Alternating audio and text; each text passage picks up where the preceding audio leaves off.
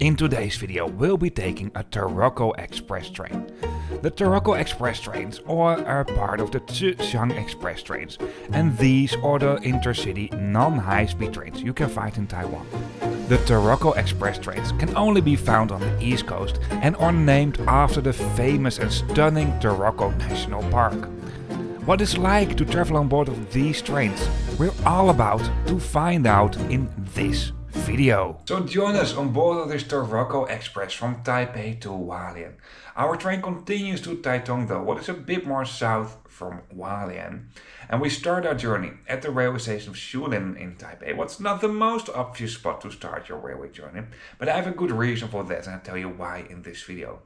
And I forgot to do the introduction when I was at the spot, so I'm doing it right now here at home pre-editing. For now, let's get this video on the track and let's roll the intro.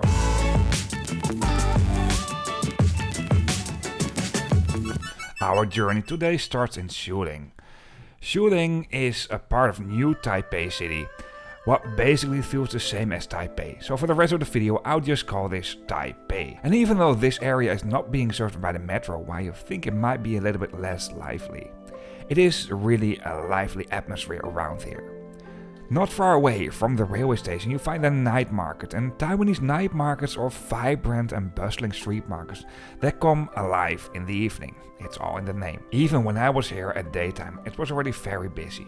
Taiwanese night markets do offer a plethora of delicious local snacks, street food and a lively atmosphere. These markets are an integrated part of the Taiwanese culture. And even though it doesn't make a whole lot of sense to start a journey in Shulin, Shulin is for all Taroko Express and for pretty much all long distance trains that do go to the east coast of Taiwan and do start in Taipei, the first railway station. Or the last railway station if it's the other way around. And the reason why is quite simple. A little bit south from Shulin there's a big depot, and over here the maintenance and cleaning is being done for these long distance trains. Before I continue, let me tell you something about this Taiwan trip in general. This video is a part of a round trip around Taiwan by train. And Taiwan is an island of contrasts, seamlessly blends tradition with innovation. And even though Taiwan is not very big, the diversity is enormous. On the west coast you find many big cities, while in the central and the east coast of the country it's pretty much uninhabited and you find lots of great nature over here. In the modern cities with millions of people, modern skyscrapers share the skyline with ancient temples, reflecting an harmonious coexistence of the past and the present. Within this series we'll be taking all kinds of trains in Taiwan. Some of them are very exceptional, some of them are just regular commuter trains, but mainly we'll be traveling on board of long distance trains. However, we won't be taking the high-speed trains you can find in Taiwan, because on the west coast you do find a very good high-speed railway network as well. And apart from the trains, we like to show you a little bit more about Taiwan, because my girlfriend is originally from here. So it's a kind of my second home. So join us on this Taiwan trip by train. For now, let's go back to the railway station of Shulin, where we start our journey today. Even though you won't find metros from and to here, you do find really a lot of regional trains that do serve very frequent. Not all long distance trains do call here, by the way.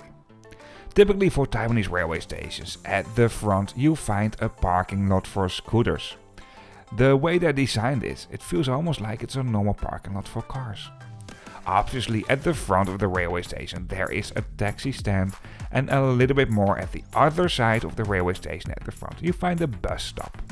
Even though buses in Taiwan, or at least for me as a foreigner, a little bit more difficult to travel on than the trains and the metros that are really easy for foreigners.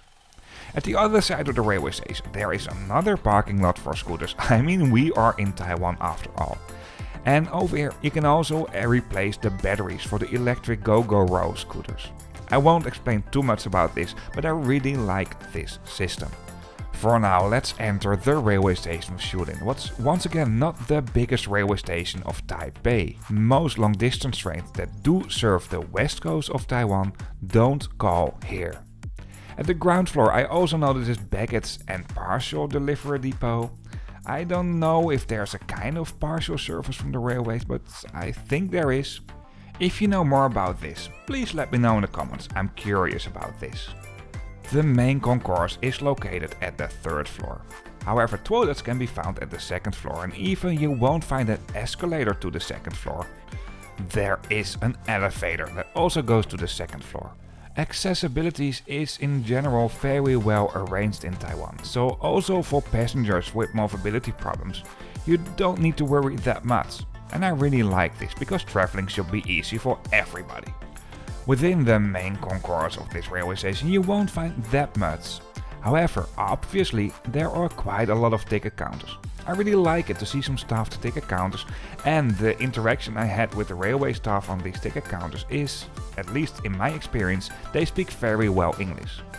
Obviously there are some paper timetables and some spots where you can wait, and you find some vending machines for the railway tickets. There are not a whole lot of shops over here, but there are some shops and obviously a convenience store where you can buy some snacks and drinks for your journey. Although our train today also had something like a catering service. I didn't notice a specific bento box shop over here. But well, maybe it is there and I just didn't look good. If it's there, please let me know in the comments. At many, especially bigger railway stations, you will find special shops for bento boxes. These shops are being owned by the railway companies themselves. Departure screens in Taiwanese railway stations are mainly being called in north and southbound trains. Even though Hualien is south from Taipei, our train will first go a little bit more up north, so it's listed on the northbound trains. Please also always do mind the via notes, because Taiwan is being an island with basically a railway line around the island. Sometimes the final destination doesn't make a whole lot of sense for the route.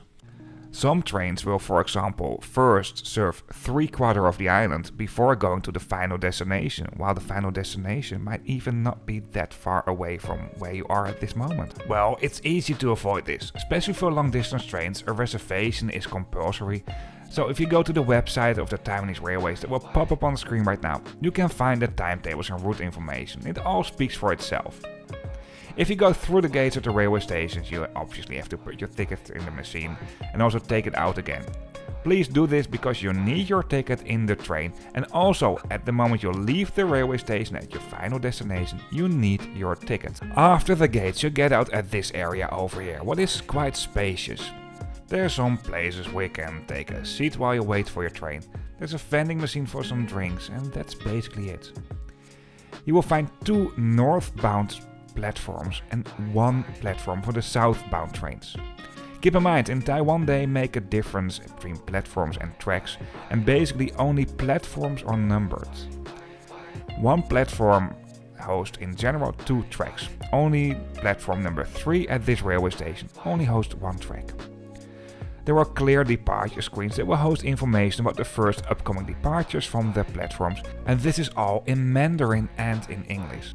Something else, in the main hall it has been clearly marked what entrance you need to take to the platforms for what specific carriage. Especially for the long distance trains this is very useful because these do have reserved seats. Time to go to the platform, and this lady over here with this trolley, she was also joining us on our train. There is a trolley service available for some snacks and drinks. The platforms themselves are not that special. Something I noticed over here was free Wi-Fi. I don't know if it's all over the railway station, but at least it was here. The platforms themselves, well obviously you find some spots where you can wait for the train, and there were clear departure screens as well. For our train today, numbers at the platform will indicate what carriage of the train will be where at the platform. For example, the number 5 you can see over here above the platform. And here is our train coming in for today, the Taroko Express, also known as Taiwanese Railway Class TMU 1000. These trains are based on the Japanese Railway Class 885 series. The railways in Taiwan have originally been built by the Japanese as well, because at the time the railway lines were built, it was a part of Japan. And even now, the high-speed railway network has also been built with Japanese technique. In many ways, trains in Taiwan just do feel very Japanese. Also, the conventional trains, so the train that we'll be taking today, runs on narrow gauge tracks, just like in Japan. Even though Tze-chiang trains can be found all over Taiwan, the specific Taroko Express can only be found on the east coast. What makes these trains unique is that these are tilting trains, and when they were introduced in 2006 and 2007, these trains reduced the travel time between Taipei and Hualien big time, because a big part of the track is very curvy. With these trains, the travel time could be reduced with about 1 hour, what's quite impressive. Nowadays you also find other tilting trains in Taiwan, what are the Piyuma trains, and no surprise, there will be a trip report coming up on those trains as well. Those trains were also a part of the Taroko Express trains. However, these are the oldest tilting trains you can find in Taiwan. Digital displays at the outside of the train will host route information, so carriage number, train number, final destination, stops along the way and the route. Some basic icons at the outside do indicate what facilities can be found where. At the total back or the front, depending what way you move, you'll find this really spacious, accessible toilet. This can also be used as a diaper changing facility. Obviously not far away from here you also find the accessible area. Seats can be put in driving direction, and this basically means that behind the last row you find some extra space for luggage. Screens above all the entrance doors of these trains do host route information, and this is all in Mandarin and in English. Announcements are being made automatically in Mandarin, English and in 2 local Hakka languages. Between the compartments you'll find some extra facilities, like for example over here. This is nowadays a charging station, but when they introduced these trains I think this used to be a phone booth. And obviously toilets. This here is a squatting toilet, and this is not really the kind of toilet I like, however you will find western style toilets as well on these trains. And next to all toilets you also find a urinal. These trains do come in 1 class only. And overall I like these trains, they are good long distance trains to me. If you want to travel in a first class or business class on these routes, you can travel on board with the newer EMU 3000 trains, and no surprise there will be a trip report coming up on those trains as well. As you can see, there are some common western style toilets as well, with a diaper changing facility for babies, and just like the squatting toilets, opposite from here you'll find a urinal. Apart from that, you also find special breastfeeding rooms. This looks quite comfortable I have to say, and over here you also have the diaper changing possibilities for a small baby. Opposite from here, and let it be no surprise, you find another urinal. The top speed for these Taroko Express trains is 130 km per hour, what is quite impressive, and especially if you realize that these trains are not running on standard gauge tracks but on narrow gauge railway lines. Within these trains you won't find litter bins next to the seats, but this is something you can find between the carriages as well. And apart from that, someone will come by every now and then to collect waste. Before we continue this video, a quick interruption. If you like this video, please give me a thumbs up, I really appreciate that, or also if it's a helpful video to you. And if you like to see more trip reports about more sustainable ways of transportation, the main focus for this channel is long distance and international traveling, then hit that subscribe button. Let's continue with the video for now. The train just left the railway station of Banxiao and is going to Taipei main station. I think it will be busy from there on. This is why we started the train journey at the first station. But let me give you a seat tour. And these seats are, you really have a generous amount of leg room. It's really good. And they're all in driving direction, so if you don't want to, drive backwards, no problem about it. I think if you want to, you can also turn them around so you can sit opposite from each other. And what I really like, these seats are in line with the windows, as you can see over here.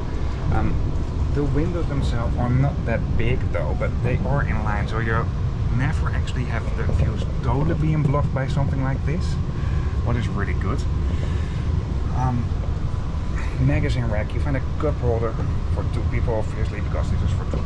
And if you recline these seats, you can do that, and you're not bothering other passengers because there is really a generous amount of leg room. And this also has to do with the fact that these seats need to be able to turn around. Coat hangers can be found at the side. All windows do have a sunscreen. The seat numbers can be found right under the luggage racks, and all tickets do come including a reservation. Reading lights, and of course the overhead luggage racks you find there. There's not enough space if you want to have a table from here, so you find a table at the side. Let me pull it out. These tables are really sturdy. I have to put it a little bit like this. These tables are really sturdy, they're not that big. It's not ideal to work on a laptop, for example, from here. And for me, it's easy to... It's not ideal. I think if I would be a bit higher, it would be great for me at least, but also remember I'm a big Western guy, so that maybe also makes a little difference when it comes to this. The windows, I think they will pass the Joe March elbow test. Actually, I'm pretty sure I'm really comfortable with this. Really good. Yeah, maybe I forgot something, but I will use voiceover for that. For now, let's continue with this video. Like I already mentioned, you find a trolley service for snacks and drinks in this train, and another trolley service to collect garbage. It's not the same as dining car, but it's nice that it's there. And for luggage, of course you find the space behind the last row, and all over the train you find luggage racks. Between Taipei and Hualien you can expect literally all different kinds of rolling stocks of the Tze-chiang Express trains.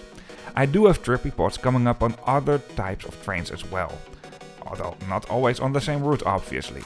If you start a railway journey with this Taroko Express from Taipei to Hualien or the other way around, and you end up in Taipei or start in Taipei, you most likely start your journey at Banqiao, Taipei Main Station, Zhongshan or Nangang. At the railway station of Banqiao, Taipei Main Station and Nangang you also find connection on the high-speed train. For now I'll show you some views from the train and also give some information about the route, so you know a little bit more about what you see. I'll get back to you at the end of the video, and the views from the train will be stunning, I can tell you that already.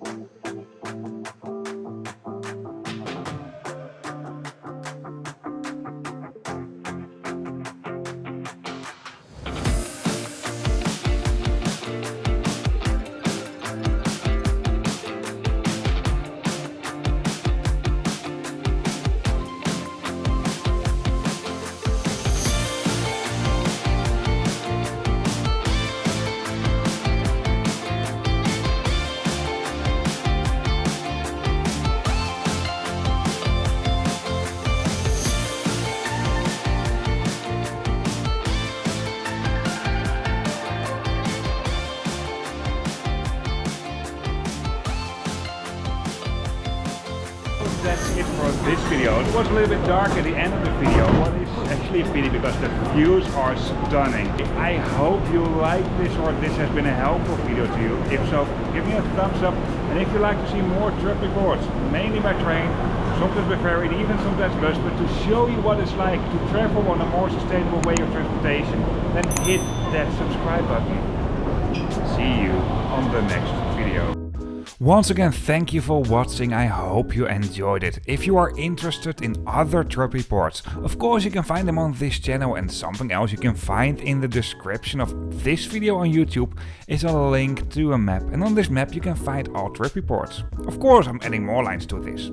See you on the next video.